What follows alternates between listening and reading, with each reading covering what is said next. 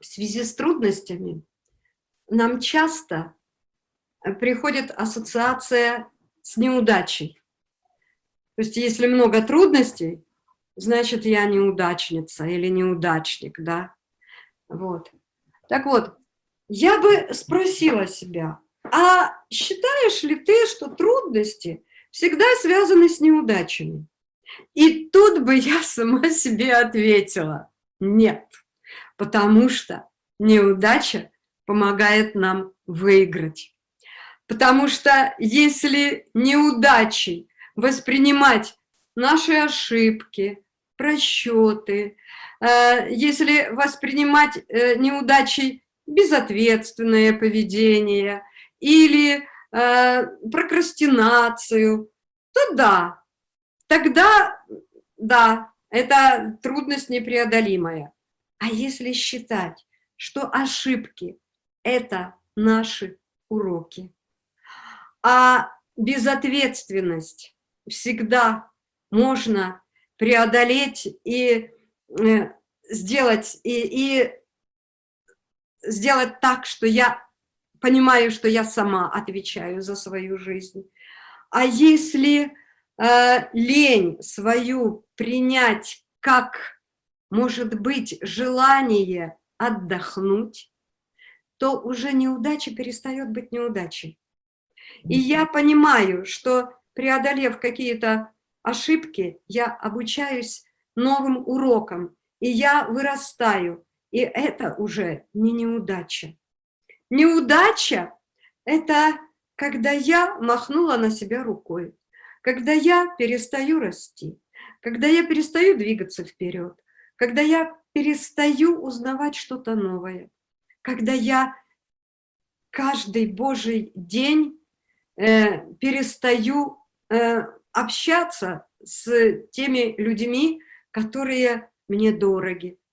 Вот это неудача. А все остальное вполне преодолимо. И когда я понимаю, что трудности – это мой рост, это мое развитие, это движение вперед, тогда и неудач никаких нету. Знаете, что я вам хочу сказать? Вы вообще герой, по сути дела. О, Почему?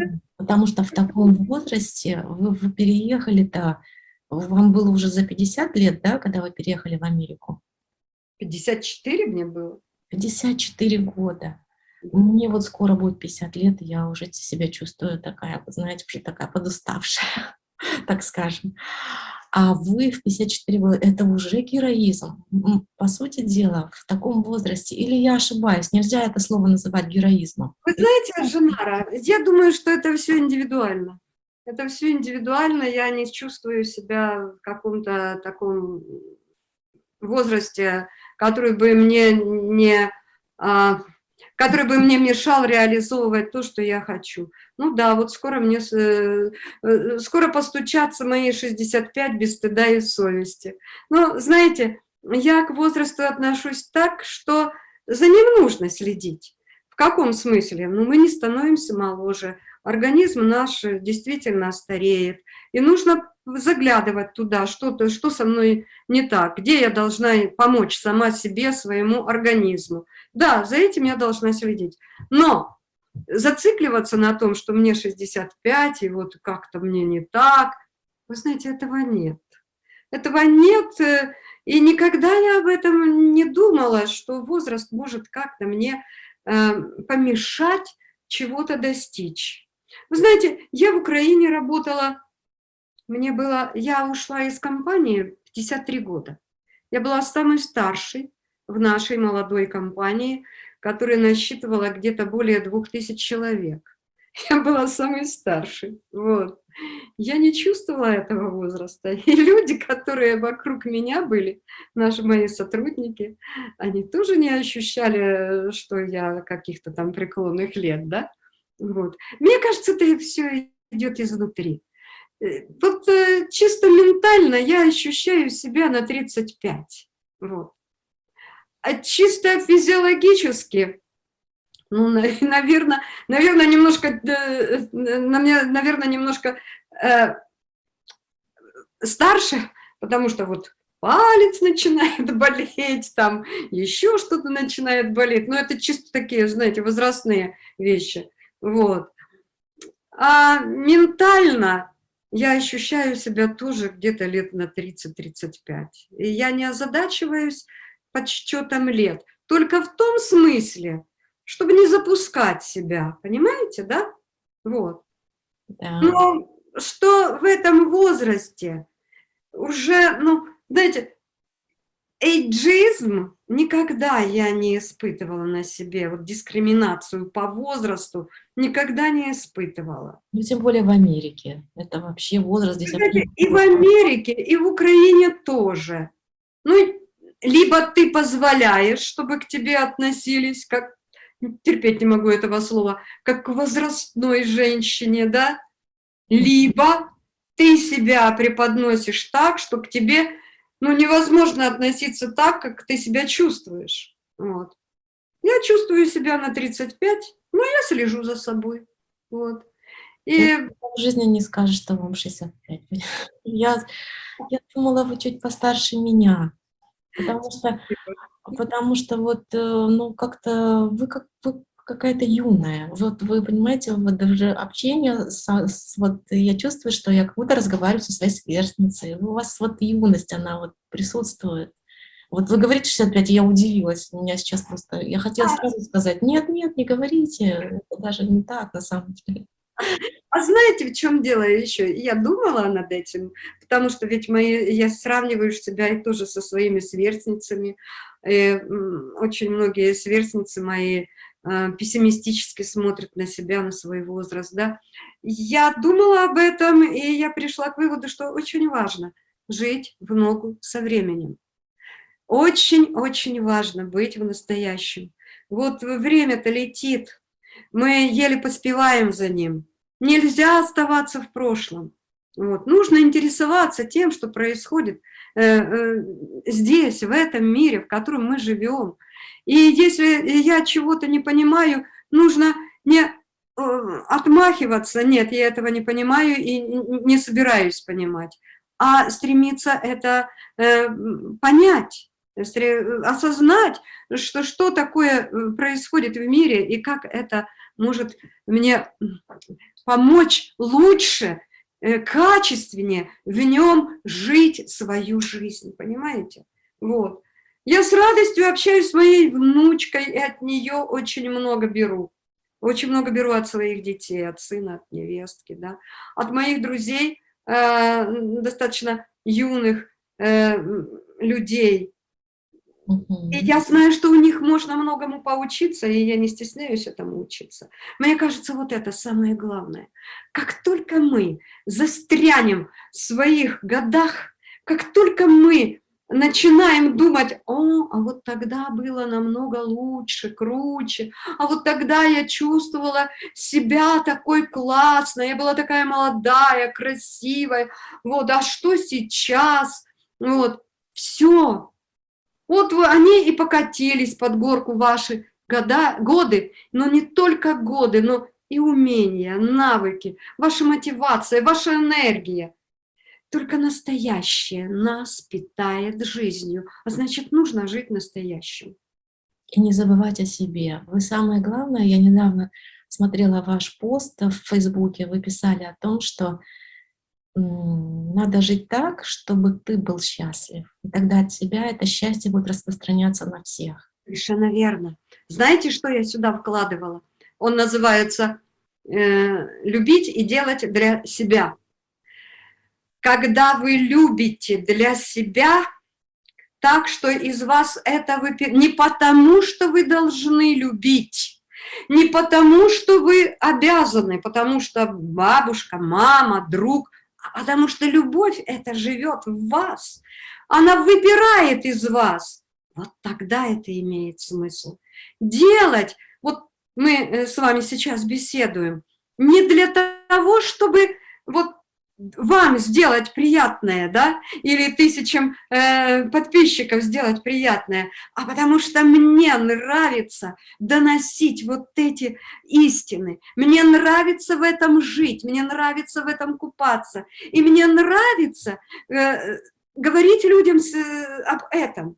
Мне это нравится. Не потому, что я начиталась какой-то литературы, каких-то позитивных фраз, и модно сейчас вот об этом говорить, и я говорю об этом. Нет, это не работает.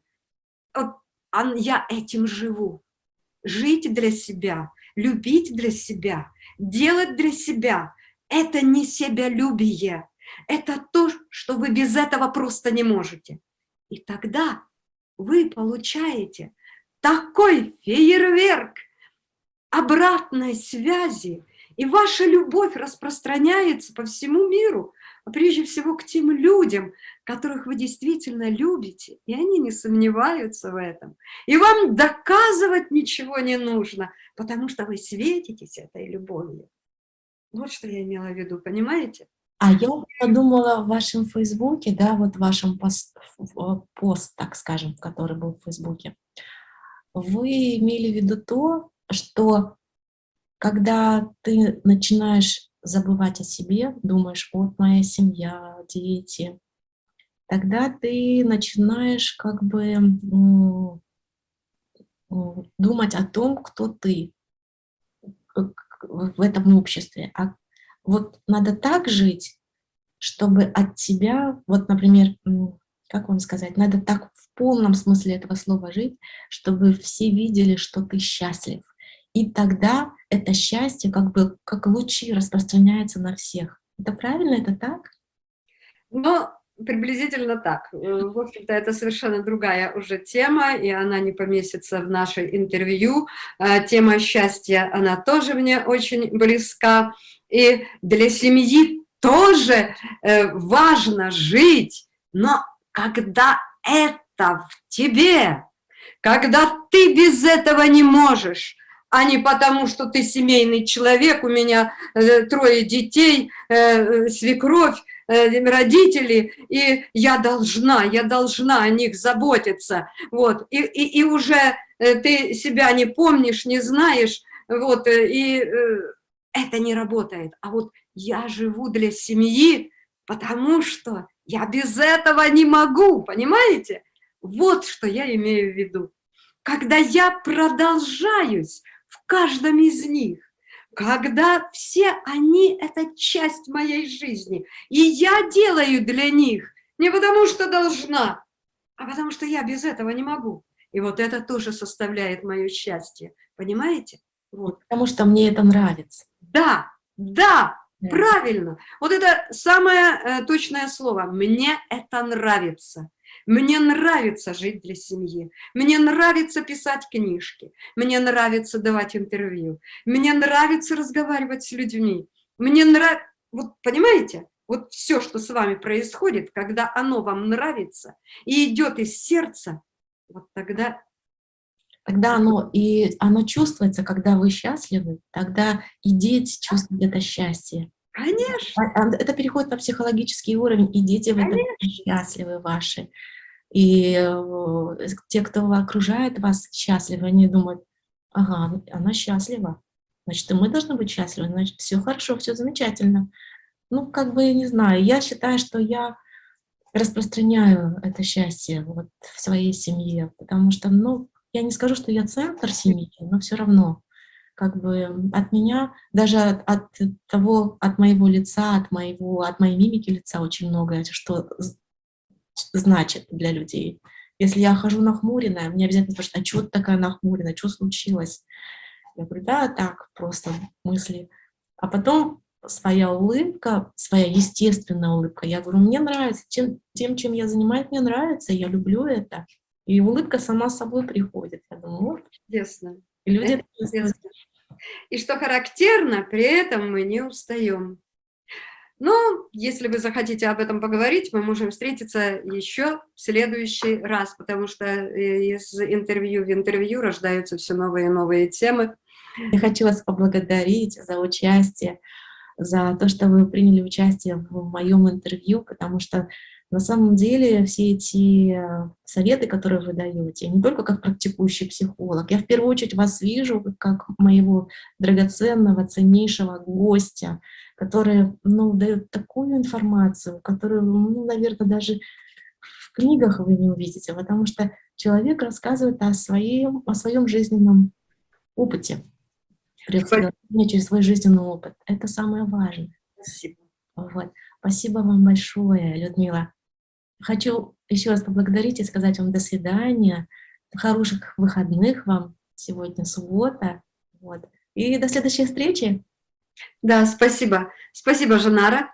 Мне очень приятно с вами разговаривать и быть вашей гостьей еще раз.